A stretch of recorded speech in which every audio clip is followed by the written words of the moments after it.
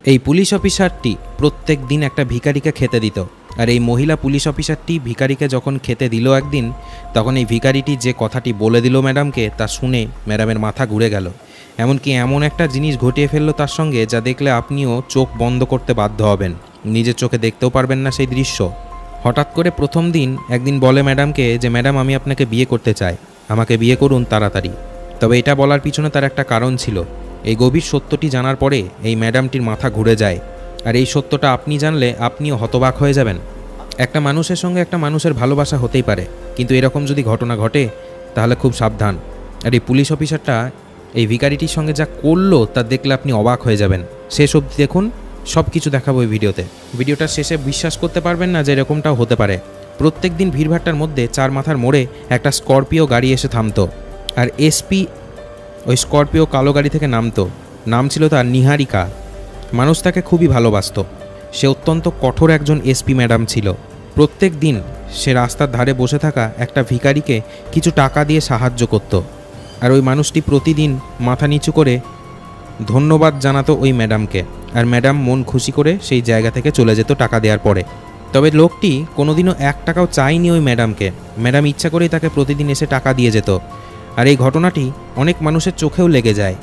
অনেকে ভাবতো যে এটা কেন হচ্ছে, এসপি ম্যাডাম প্রতিদিন এসে এই লোককে টাকা কেন দিয়ে যায়, কিন্তু কেউ তার আসল সত্যতা জানতো না। এই নিহারিকা ম্যাডামের স্বামী 2 বছর আগে অ্যাক্সিডেন্টে মারা যায়। তারপর থেকেই তার জীবন সম্পূর্ণরূপে বদলে যায়। নিজে যেহেতু পুলিশ, তাই স্বামী মরে যাওয়ার পরেও তাকে চাকরি চালিয়ে যেতে হয়, মানুষের উপকার করে যেতে হয়। একদিন আকাশে ঝিরিঝিরি বৃষ্টি পড়ছিল। সেই বৃষ্টির দিনেই ভিখারি মানুষটি প্রথমবারের জন্য মুখ খুলল। হঠাৎ করে ম্যাডামকে বলল, ম্যাডাম আমাকে বিয়ে করে নেন না। ম্যাডাম হঠাৎ করে চমকে গেল। ম্যাডাম বলল, সেটা কি করে সম্ভব বলো? আর এই কথাটা মুচকি হেসে বলল ম্যাডাম, যেন সে খুব হালকাভাবে নিয়েছিল বিষয়টি। পরের দিন যখন ম্যাডাম টাকা দিতে আসলো, তখন সে বৃদ্ধ ব্যক্তিটি টাকাও নিল না ম্যাডামের কাছ থেকে। তারপরের দিন ওই বৃদ্ধ ব্যক্তি বলল, ম্যাডাম আমি আপনার জন্য একটা কাজ করতে পারি, যদি আপনি আমাকে বলেন আমি তবে করব। ম্যাডামকে কানে কানে গিয়ে ওই বৃদ্ধ মানুষটি বলল, ম্যাডাম আমি কিন্তু বড়সড় একটা হামলার ছক আপনাকে আগে থেকে জানিয়ে দিতে পারি, যদি আপনি বলেন। ম্যাডাম তখন ওই কথাটি শুনেই আঁতকে উঠল এবং মনে মনে গভীর চিন্তায় ম্যাডাম ব্যস্ত হয়ে পড়ল। মনে মনে ম্যাডাম ভাবতে লাগলো, এই বৃদ্ধ ব্যক্তি আবার কোন হামলার ছকের কথা আমাকে বলতে চায়। গভীর রাত্রি, রাত তখন 2:30 বাজে। ওই চারমাথা মোড়ে কোনো লোক আর কোনো মানুষ নেই। তবে ওই ভিখারি ব্যক্তিটি ওই সময়তে চুপচাপ ওখানেই বসে আছে। সে যেন অন্ধকার গলির ভিতরে কিছু একটা দেখছে। কিন্তু সকালবেলাতেই এসপি নিহারিকা ম্যাডাম কালো স্করপিও গাড়িতে করে ডিউটি করতে আসছিল। তখনই সেই ভিক্ষুকটা আবারও রাস্তা আটকে দাঁড়িয়ে পড়ল। তখন সেই লোকটি ম্যাডামকে বলল, ম্যাডাম কালকেই রাত্রিবেলাকার ঘটনা। পাশের ওই গুদামের গলিতে 10 জন মানুষ দাঁড়িয়েছিল হাতে কিছু হাতিয়ার নিয়ে। এই শহরে কিছু তো একটা হতে চলেছে ম্যাডাম।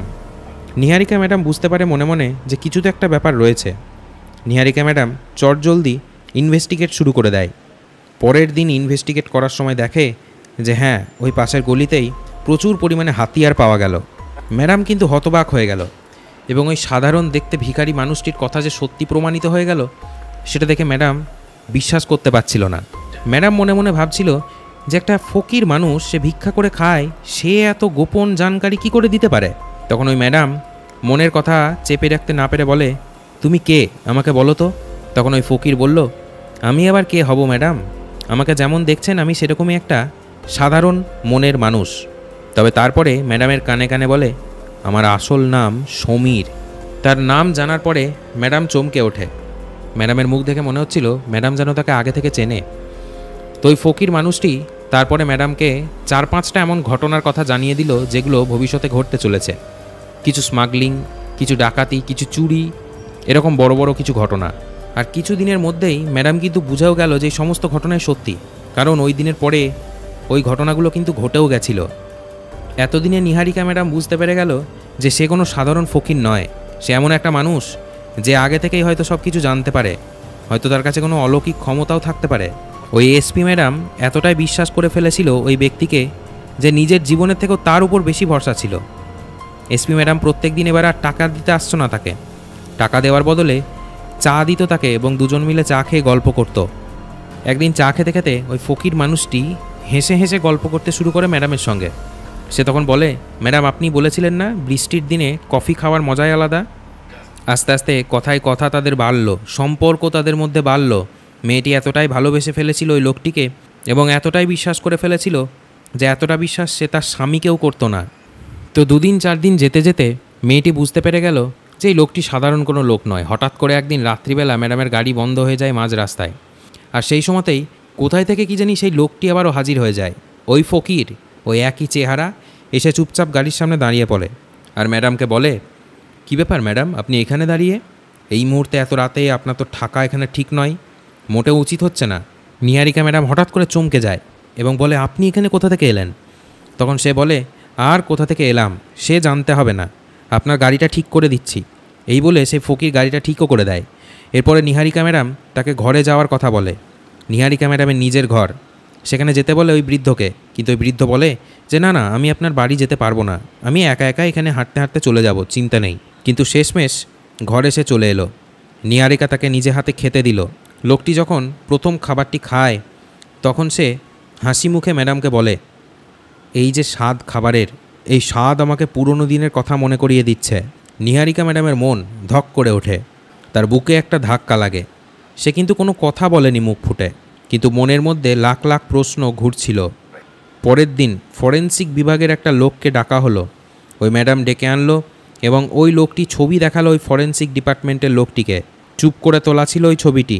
ফরেন্সিক ডিপার্টমেন্টের ওই অফিসার ছবিটিকে খুব স্পষ্ট করে দেখলো অনেকক্ষণ ধরে সময় নিয়ে এবং বলল, চেহারাটা খুব চেনা জানা মনে হচ্ছে তো ম্যাডাম, কিন্তু এখন অবধি আমি পাক্কা কিছু বলতে পারবো না।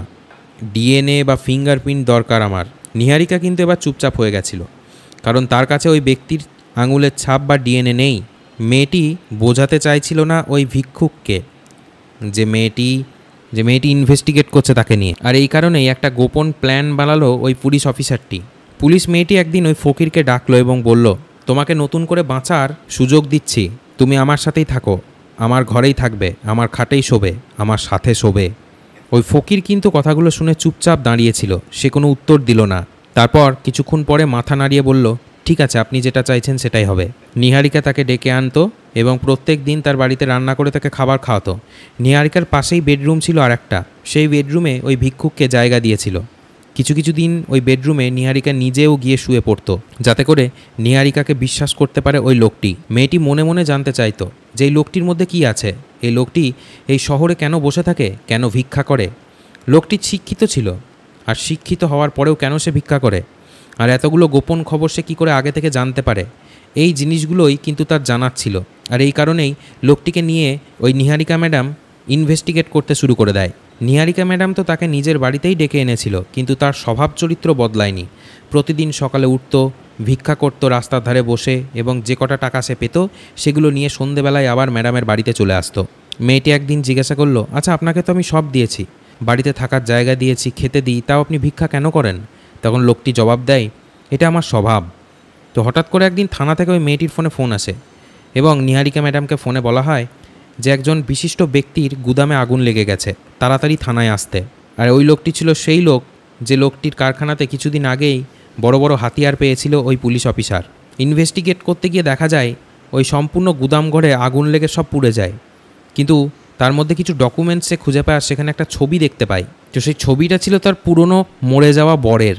তো হঠাৎ করে এই ছবিটা পেয়েই হতবাক হয়ে যায় ওই পুলিশ অফিসারটি। মেয়েটি কাঁপতে কাঁপতে বাড়িতে নিয়ে আসে সেই ছবিটি হাতে ধরে দেখতে থাকে, হুবাহু তার বরের মতো চেহারা, এবং নিচে তার বরের নামও লেখা ছিল। সেখানে লেখা ছিল 2019 সালে তোলা হয়েছিল ওই ছবিটি। তখন মেয়েটি ভাবলো যে এটা কী করে সম্ভব, অ্যাক্সিডেন্টে তাহলে যে ডেড বডিটা পাওয়া গেছিলো সেটা তাহলে তার বরের ছিল না, বা যদি তার বরের নাও থাকে তাহলে সেটা কার ছিল। এরকম প্রচুর প্রশ্ন তার মাথায় কিন্তু ঘুরছিল। পরের দিন ওই মেয়েটি মনে মনে ভাবলো যে সমীর নামের ওই ভিখারিকে জিজ্ঞাসা করা যাক, ও হয়তো বলতে পারবে, কারণ ও অনেক কিছু জানে আগে থেকে। তো সেই কথাটি যেই ভাবলো, পরের দিন চলেও গেল ম্যাডাম, কিন্তু বাস স্টপের কাছে গিয়ে দেখলো ওই চার মাথার মোড়ে আর ওই ভিখারি লোকটি বসে নেই। ও জানি কোথাও হাওয়া হয়ে গেছে, উধাও হয়ে গেছে। আশেপাশে অনেক মানুষকে জিজ্ঞাসা করার পরেও তাকে কিন্তু খুঁজে পাওয়া গেল না। হঠাৎ করে ম্যাডাম যখন বাড়িতে এলো সন্ধেবেলায়, তখন দেখলো বাড়ির সামনে বসে আছে ওই লোকটি। ম্যাডাম জিজ্ঞাসা করলো, কী ব্যাপার, তুমি কোথায় ছিলে বলো তো? সমীর তখন মাথা ঝুঁকে বলল, ম্যাডাম আপনি কিছু মনে করবেন না, একটু জরুরি কাজে বাইরে গেছিলাম। ম্যাডাম তখন বলল, তুমি বিবেক আগরওয়াল নামের কোনো ব্যক্তিকে চেনো? তখন ওই ভিখারি ব্যক্তিটি বলল, বিবেক আগরওয়াল বিরাট বড় একটা ব্যবসায়িক, এই শহরে কোনো লোক নেই যে তাকে চেনে না। পরের দিন ইনভেস্টিগেট রিপোর্টে বেরোলো যে ফ্যাক্টরিতে আগুন লেগেছিল সেই ফ্যাক্টরিতে আগুন ইচ্ছা করে লাগেনি, অটোমেটিক কেউ লাগিয়ে দিয়েছিল। আশেপাশের কিছু মানুষ বলে যে রাত্রের অন্ধকারে 2-3টে মানুষকে তারা দেখতে পেয়েছিল, তার মধ্যে একজন ছিল মেন। সেই ব্যক্তিটি আগুন ধরিয়ে দেয়। মাথায় পাগড়ি টাইপের একটা জিনিস, গালে দাড়ি এবং ছেঁড়াফাটা ড্রেস। ম্যাডামের মনে পড়ে গেল সমীর নামের যে ব্যক্তিকে সে বাড়িতে জায়গা দিয়েছে, ভিখারি, সেই ভিখারির মতনই দেখতে। আশেপাশের লোক যেটা বলল তাদের কথা অনুযায়ী ওই সমীরের মতোই চেহারা তার, যে ওই ফ্যাক্টরিতে আগুন লাগিয়েছে। এবার ওই ম্যাডাম বুঝতে পেরে গেল যে সমীর, যাকে সে সাধারণ একটা ভিখারি ভাবছে, সে কিন্তু মোটেও সাধারণ কোনো মানুষ নয়। নিহারিকা ম্যাডাম এবার ইনভেস্টিগেট শুরু করে দিল। সে বুঝতে পেরে গেছিল এটা কোনো ছেলে খেলা হচ্ছে না, নিশ্চয়ই এর পিছনে কোনো বড়সড় ব্যাপার লুকিয়ে রয়েছে। তখন ইনভেস্টিগেশনের দল তৈরি করে ওই ম্যাডাম এবং সবাইকে বলে যে আমার বাড়িতে যে ভিখারিকে জায়গা দিয়েছে, ওই ভিখারিটি রাত্রিবেলা কোথায় কোথায় যাচ্ছে সব কিছু ট্র্যাক করো, তার সম্পূর্ণ নজর রাখো তার উপরে। ইনভেস্টিগেট করে দেখা গেল প্রত্যেক দিন রাত্রে ওই ভিখারিটি একটা গুদামে যায়, সেই গুদামে অনেক লোকজনের সঙ্গে সে মেলামেশা করে। মেয়ে পুলিশটি চলে গেল আবারও সেই ফ্যাক্টরিতে যেখানে আগুন লেগে গেছিলো। সেখান থেকে কিছু নথিপত্র আর কিছু ফটোগ্রাফ নিয়ে আসলো। সে বাড়ি এসে প্ল্যান করে ওই সমীর নামের ব্যক্তিকে ডাকলো খাবার টেবিলে এবং তাকে ওই ছবিগুলো দেখালো। মেয়েটি বলল যে কে এরা, বলো। তখন সমীর বলল যে ম্যাডাম, এরা যেই হোক, কিন্তু একটা কথা বিশ্বাস করবেন, আমি আপনার শত্রু নই, আমি আপনার ভালো চাই।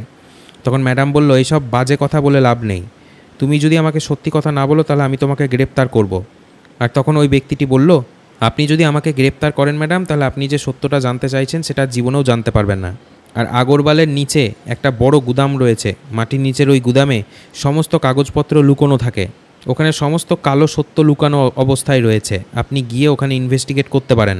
সেই গুদামের মধ্যে সমস্ত কালো কাগজপত্র ছিল, কালোবাজারি ব্যবসা, টাকা ইনকাম সব কিছু। হঠাৎ করে ওই ম্যাডাম ওই আগরওয়ালকে গ্রেপ্তার করে নেয়, তার কারণ সে সমস্ত প্রমাণ পেয়ে গেছিল ওই আগরওয়াল কালোবাজারির মেন লোক ছিল। সব কিছু ইনভেস্টিগেট শেষ হলো, লোকটিকে গ্রেপ্তারও করা হলো। নিউজ রিপোর্টাররা চারিদিকে অ্যানাউন্সমেন্টও করে দিল খবর, কিন্তু নিহারিকা ম্যাডামের মনটা যেন শান্তি পাচ্ছিল না। পরের দিন সমীরের মাথার চুল এবং নখ নেওয়া হলো, ডিএনএ স্যাম্পল নেওয়া হলো সমীর কে সেটা যাচাই করার জন্য। ম্যাডাম যখন ফরেনসিক ডিপার্টমেন্টে তার ডিএনএ স্যাম্পল পাঠালো, তখনই ম্যাডামের ফোনে একটা আননোন নাম্বার থেকে ফোন আসে এবং ফোনের ওই পার থেকে বলা হয় যে ম্যাডাম, আপনি অনেক মাথা চালাচ্ছেন, এই মুহূর্তে যদি বাঁচতে চান তাহলে সবাইকে ছেড়ে দেন যাদেরকে আপনি গ্রেপ্তার করেছেন, নাহলে কিন্তু মরে যাবেন। ম্যাডাম তখন বুঝে গেল ওই ভিখারি কিন্তু আদৌ কোনো ভিখারি নয়, ও কোনো স্পেশাল মানুষ। এই সময় ম্যাডাম বুঝতে পেরে গেল যে আর পিছনে হটা যাবে না, অনেক দূর অবধি সে চলে গেছে। সমীর নামের ওই ভিখারির এখন পুরো ভোলই পাল্টে গেছে, তার চরিত্রও পাল্টে গেছে, তার নজরও বদলে গেছে। এই সমীর আর কেউ নয়, সমীর হচ্ছে ওই পুলিশ অফিসারের মরে যাওয়া স্বামী। সে অ্যাকচুয়ালি অ্যাক্সিডেন্টে মরেনি, সে এখনও বেঁচে রয়েছে। নিহারিকা ভেবেছিল গাড়ি দুর্ঘটনায় তার স্বামী মারা গেছে, কিন্তু আদৌ তার স্বামী মরেনি। এর পুরো নাম ছিল তবিশ চতুর্বেদ। এটা কোনো অ্যাক্সিডেন্ট ছিল না, হ্যাঁ দুর্ঘটনা হয়েছিল, কিন্তু সেই দুর্ঘটনাটিকে জোর করে করানো হয়েছিল। পরের দিন ওই ম্যাডামের ফোনে আর একটা ফোন আসে এবং ফোনের ওই পার থেকে বলে যে সমীর নামের ওই ভিখারি যদি তোমার ঘরে থাকে তাহলে তোমাকেও মারবো, ওই সমীরকেও মারবো, তাড়াতাড়ি ওই ভিখারিকে ঘর থেকে বার করে দাও। কিন্তু এই সময় ফোনে বলা ওই কথাগুলো শুনে রেগে যায়নি ম্যাডাম। ম্যাডাম মোটা গলায় বলে, দেখো, আমাকে তোমরা ভয় পাওয়াতে পারবে না, অন্য কাউকে ভয় পাওয়াতে পারলেও আমাকে অন্তত পারবে না। কল যখনই কাটা হলো তখনই নিহারিকা ম্যাডাম পুরো টিমকে হুকুম করে সাইবার ইউনিটকে অ্যাক্টিভেট করে দেয় ওই ম্যাডাম, এবং ওই আননোন কলারকে ট্রেস করতে শুরু করে দেয়। কল কোথা থেকে করা হয়েছিল সেটাও খুঁজে বার করা হয়। একটা ফাঁকা গুদাম, সেখান থেকেই ফোন করা হয়েছিল, বিবেকের কোম্পানি ছিল সেটা। সমীর নামের ওই ভিখারি অ্যাকচুয়ালি ম্যাডামকে জানিয়ে দেওয়ার চেষ্টা করছিল যে কারা তার গাড়িটিকে দুর্ঘটনার মুখে ঠেলে দিয়েছিল এবং ওই শহরের মধ্যে কারা সবথেকে বড় চোর। দেখুন, সমীর নামের ওই লোকটি চাইলে ওই ম্যাডামকে সমস্ত সত্যি ঘটনা বলে দিতে পারতো, কিন্তু ওই ম্যাডামকে সত্যি ঘটনা বলেনি। তার কারণ আছে, তার কারণ হচ্ছে যদি সত্যটা বলে দেয় তাহলে ম্যাডামকে খুন করে ফেলবে অন্য কিছু মানুষজন। তবে হঠাৎ করে সমীর একদিন এসে ম্যাডামকে বলে যে আর একটা জায়গাতে প্রচুর পরিমাণে হাতিয়ার লোকানো রয়েছে। ইনভেস্টিগেট করে দেখা যায় যে হ্যাঁ, সেখানে প্রচুর হাতিয়ার রয়েছে এবং 12 জনকে গ্রেপ্তারও করা হয়। তবে সেই 12 জনের মধ্যে একজন নিহারিকা ম্যাডামকে বলে দেয় যে আপনি যাকে ভাবছেন সমীর এবং সাধারণ ভিখারি, সে আদৌ ভিখারি নয়। ওই লোকটি ম্যাডামকে বলে দেয় যে সমীরকে যেটা ভাবছেন সেটা কিন্তু নয়, সমীর অনেক বড় মাপের একটা লোক, ম্যাডাম এই কথাটি শুনে ভয় পেয়ে যায়। ম্যাডামের মনে অনেকটা ভয় ঢুকে যায়। এখনও কিন্তু ওই সমীরের ডিএনএ রিপোর্ট আসেনি, ফরেনসিক ডিপার্টমেন্টে কাজ চলছিল। ম্যাডাম তৎক্ষণাৎ ফরেনসিক ডিপার্টমেন্টে ফোন করে এবং বলে ডিএনএ রিপোর্ট কবে পাবো। ম্যাডামকে বলল আর মাত্র ম্যাডাম 2 দিন, তারপরেই আপনি সমস্ত সত্যি পেয়ে যাবেন। ম্যাডাম যখন কাজ ছেড়ে দিয়ে রাত্রে বাড়ি এলো তখন দেখলো তার ঘর পুরো ফাঁকা, ভিতরে কেউ নেই, কিন্তু একটা চিঠি লিখে টেবিলের উপরে রাখা হয়েছিল।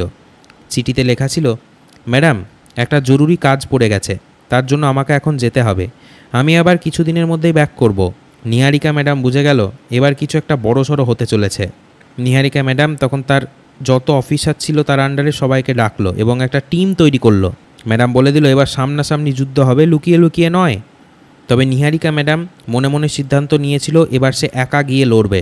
সে নিজের রিভলভারের গুলিগুলোকে চেক করলো এবং কালো স্করপিও গাড়িতে করে একাই চলে গেল সেই জায়গাতে। কারণ নিহারিকা ম্যাডাম বুঝে গেছিল এবার প্রশ্ন করা নয়, উত্তর খোঁজার পালা। সেই কারখানায় গিয়ে পৌঁছালো নিহারিকা ম্যাডাম, যেখানে ছিল সমস্ত গুপ্ত রহস্য।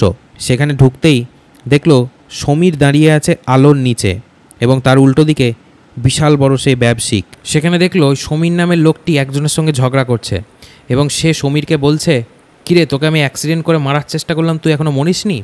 তখন ওই সমীর বলল, আমাকে মারা এত সহজ নয়।